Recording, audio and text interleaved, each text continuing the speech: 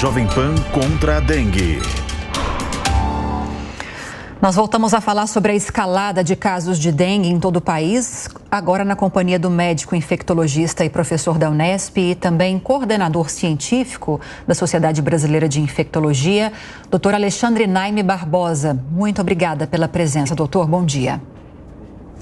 Muito bom dia, Lívia. Muito bom dia, Rafael. Muito bom dia a todo mundo que está ligado na Jovem Pan News. Já ultrapassamos 700 mil casos prováveis da doença, doutor. 9 estados e o Distrito Federal em estado de emergência para tentar conter o avanço da dengue.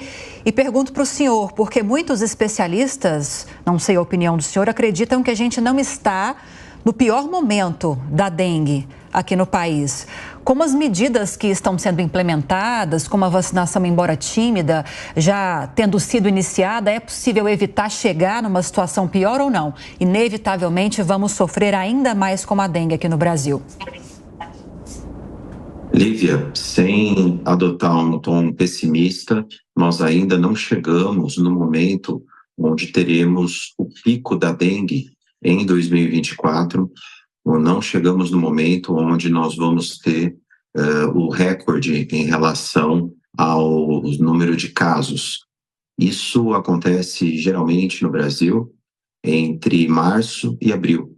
Se nós olharmos as curvas epidêmicas que são construídas desde a década de 80, faz mais de 40 anos que o vírus da dengue circula com intensidade no país, a gente observa que os meses de maior concentração de número de casos e, infelizmente, também de número de óbitos são justamente entre março e abril.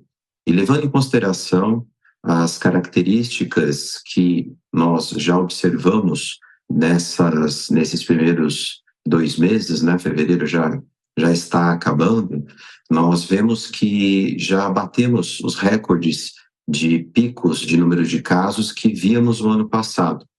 Então, infelizmente, já dá para dizer que 2024 vai ser o pior ano da dengue em toda a história do Brasil. Infelizmente, nós vamos bater o número de recorde de casos, que provavelmente vai ser algo em torno aí de 4 milhões de casos, e infelizmente também vamos bater o triste recorde de número de óbitos, que tinha sido o ano passado com 1.086 óbitos, né? Nós já temos, eu anotei aqui, 135 mortes confirmadas até agora e 481 em investigação. Isso se falando nos 2 primeiros meses. Então, infelizmente, 2024 vai ficar marcado na história do Brasil como o pior ano da dengue em toda a série histórica. Doutor... Você citou, Lívia, medidas, né, de contenção. A vacina é algo que tem que ser bastante comemorado. Finalmente, nós conseguimos um imunizante contra a dengue, que é algo que a ciência procura há bastante tempo, um imunizante que possa ser feito de forma ampla, tanto em pessoas que já tiveram dengue, quanto em pessoas que nunca tiveram dengue. Esse imunizante que está sendo iniciado a aplicação no Brasil, a Qdenga, a vacina da Takeda, é uma vacina, então, que pode ser feita para qualquer público. Ela tem só um problema. O estoque que nós temos para 2024 é bastante limitado. A fabricante japonesa, por questões até de produção, forneceu ao Ministério da Saúde algo em torno aí de 6,5 milhões a 7 milhões de doses, lembrando que é uma vacina que precisa ser feita 2 doses e, portanto, o público que vai ser beneficiado é algo em torno de 3 a 3,5 milhões de pessoas, o que, obviamente, é muito pouco quando nós estamos falando aí de milhões de números de casos, né? Então, ainda que nós devemos comemorar que começamos a vacinação contra a dengue no país e que lá na frente a gente vai olhar para essa época e lembrar, poxa, começamos a vacinação em 2024, em termos práticos, a vacinação vai ter pouco efeito de diminuição de número de casos, porque temos um número limitado de doses de vacina. Doutor, bom dia. Onde é que a gente vacilou nesse período aqui? Ou o que é que a gente fez de errado? O que é que a gente deixou de fazer para que a coisa saísse completamente do controle e a gente estivesse vivendo o pior momento da nossa história de contágio de dengue? Olha, Rafael, essa é uma pergunta que nós devemos refletir, né? Nós realmente vacilamos. Eu posso dizer que, bom, eu tenho 47 anos, né? A gente vem derrapando, né? Como você falou, vacilando contra a dengue já há 40 anos. Não há segredo. Para conseguir mitigar, diminuir o impacto da dengue, é eliminar o vetor. 80% dos focos de Aedes aegypti estão, como as imagens estão mostrando, no peridomicílio. Então, onde a gente vacilou é onde a gente está derrapando há 40 anos, no controle do vetor no peridomicílio, na casa dos cidadãos, no quintal dos cidadãos, no terreno próximo da casa dessas pessoas, isso como cidadãos, como brasileiros, né, que a gente tem que assumir essa responsabilidade, e também o poder público, em relação a medidas que consigam ajudar a população a eliminar esses focos do Aedes aegypti. Então, sem dúvida nenhuma, esse foi o principal erro, o principal motivo pelo qual nós estamos vivendo esse período tão crítico. A infestação por Aedes aegypti em muitas cidades é algo que nunca se viu. Uma parte, como eu disse, é responsabilidade dos cidadãos e também do poder público, a gente tem que assumir isso, e tem também variáveis, Rafael, que a gente não consegue controlar.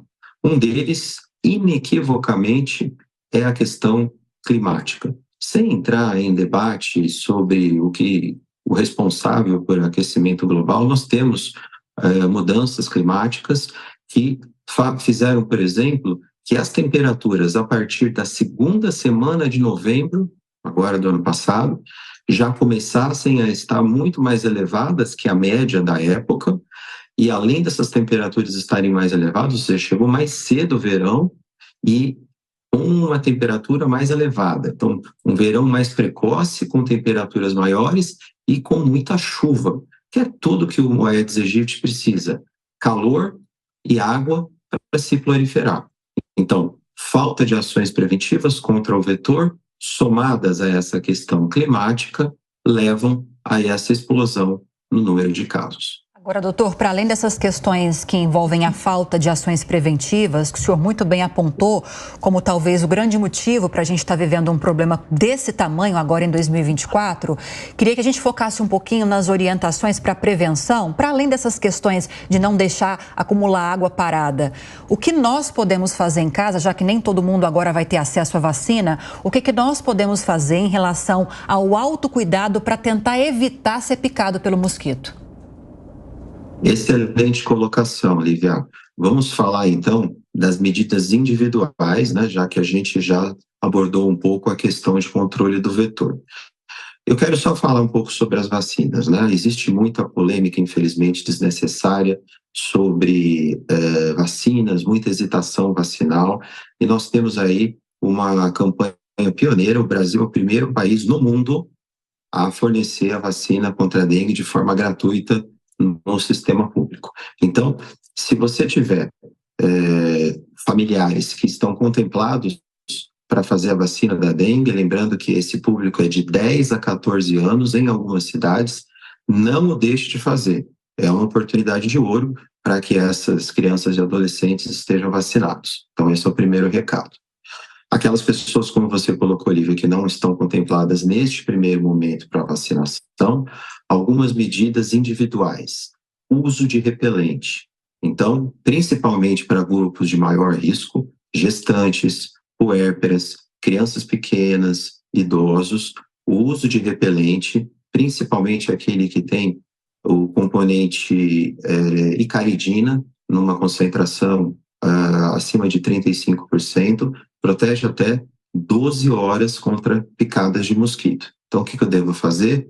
Devo colocar minha roupa, se possível, lembrando que nós estamos num período de muito calor, quanto mais comprida a roupa, mais a área do corpo conseguir cobrir melhor.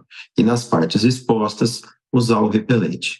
Alguns repelentes têm ação menos prolongada, de 2, 4, 6 horas. É necessário ler o rótulo, porque cada componente e cada concentração do repelente tem uma efetividade. Então, essas são medidas que podem mitigar, podem diminuir o risco de picadas pelo Aedes aegypti e, consequentemente, de dengue e outras doenças, né? Lembrando que o Aedes aegypti também transmite o chikungunya e zika.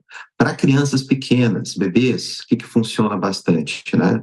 Aquele véu que cobre o berço, então o mosquiteiro funciona bem para crianças pequenas que ficam em locais que, principalmente criança que não anda, que ainda não tem independência, ali isso fica realmente bastante eficaz. Então essas são algumas medidas que a gente pode tomar neste momento. Participação, falamos como infectologista, professor da Unesp e coordenador científico da Sociedade Brasileira de Infectologia, Alexandre Naime Barbosa. Mais uma vez, muito obrigada, doutor, e bom fim de semana. Bom dia para você, Lívia, Rafael e todo mundo que está acompanhando a Jovem Pan News.